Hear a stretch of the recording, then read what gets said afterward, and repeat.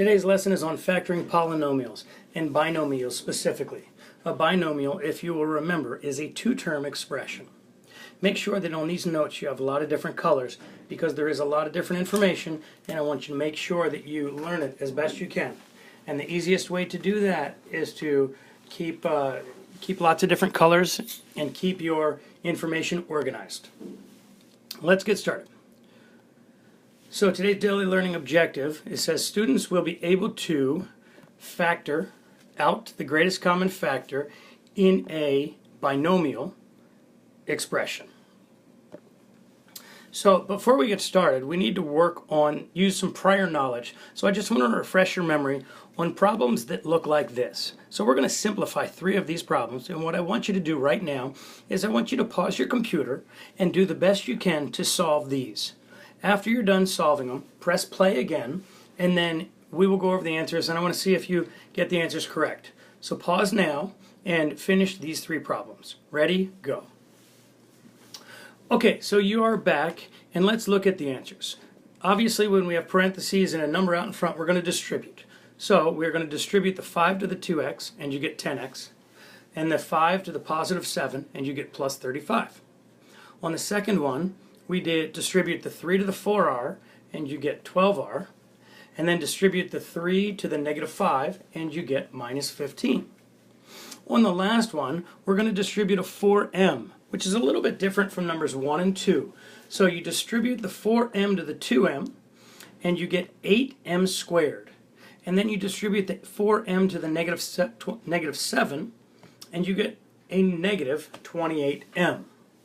Okay, so if you'll look at these, as we move forward, factoring is just going to be moving from the answer that we have right now to the problem that we were given. So we're going in an opposite direction. So let's get started. So factoring binomials, you have 3 examples on the left side. 5x squared minus 35, 4x to the 4th plus 20r, and 24m to the 4th plus 20m to the 3rd. And there are specific steps in factoring binomials.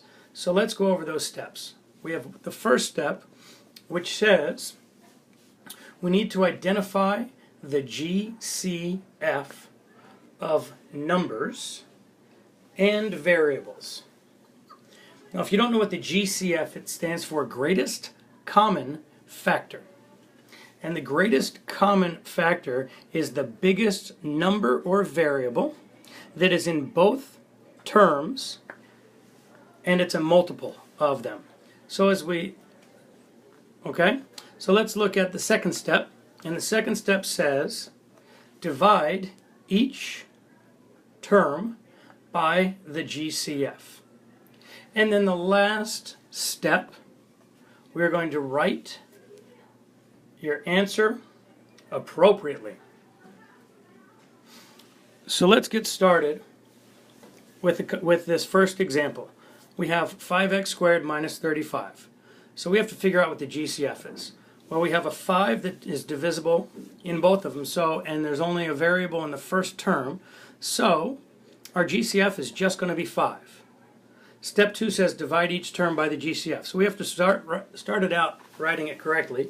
We put a 5 out in front of the parentheses, and then a parentheses big enough to have 2 terms in there. So 5x squared divided by 5 would be x squared. And then negative 35 divided by 5 would be negative 7. And we have completely factored this binomial. Let's look at the second example. The second example says 4r to the 4th plus 20r. It's a little bit different than the first in that both terms have a variable in them. So our GCF is not just going to be a number. Our GCF in this case is going to be 4, because 4 goes into 4 and 20, but it's also going to be r, so 4r. When we set up our answer, we're going to have 4r and then our parentheses. Well, 4r to the 4th divided by 4r would give us r to the 3rd. 20r divided by 4r would give us a plus 5. If you're uncertain about these, check your rules on exponents for the exponent division.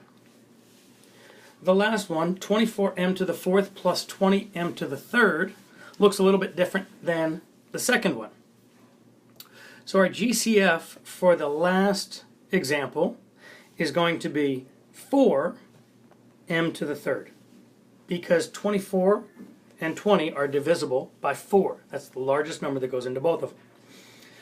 So we're going to set our answer up, 4m to the third, put our parentheses around, and then 24m to the fourth divided by m to the third would give us 6m. And then 20m to the third divided by 4m would give us plus 5. Okay, and again, we have completely factored this binomial. Okay, take a minute, pause, write these examples down, and then it's time for you to do a little bit of practice. So let's go to the next slide now. And we have 4 examples. We have the binomials right there. So I want you to look at each of the binomials, and if you want to, pause your computer right now, identify the GCF in each of the binomials, and then write the answer out. If you want to do that, pause your computer right now, because I'm going to give you the GCF for each of these 4 and have you complete the answer. So as I look at the first problem, 6t minus 18, my greatest common factor, or GCF, is 6. When I look at 3m to the second plus 12, my greatest common factor is 3.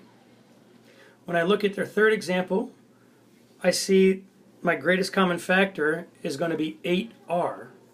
And then when I look at my fourth example, 5x to the fifth plus 50x to the third, I notice that my greatest common factor is 5x to the third. So those are your GCFs, which is actually going to be the term out in front of your parentheses. Okay? Why don't you pause the computer and finish those if you have not already. Okay? And then we're going to move on to the last slide. Very good, you're back. So let's move on to the last slide. Here's the last slide. These are a little bit more challenging.